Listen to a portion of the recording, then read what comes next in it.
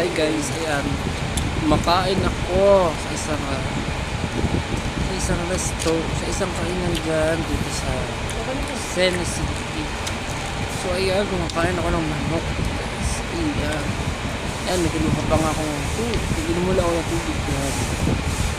Tapos, ayan. Ayan guys, kumuha ako ng itlog. Ayan, pak. Kain na tayo guys. Ayan. Tapos ayan. Kagat ulit ako ng manok guys. Ayan. Ayan, pinakita ko pa. Ayun ang ilong ko guys, manok.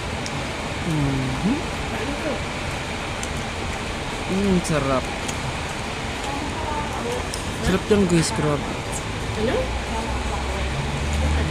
Guys, kung mahilig kumain kayo dito Sena City para patikman nyo ang napakasarap na pagkain guys. Dito lang po yan sa Quezon City. Meron po ko ng Coke. Shout out sa Jam Zone Sena City. Yes sir.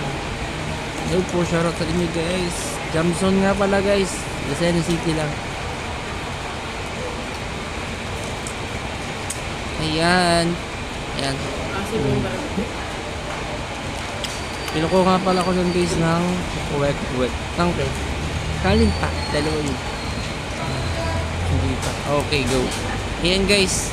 Ayan, kumuha ko dun ng maraming wet yata. Ng itlog. Ayan.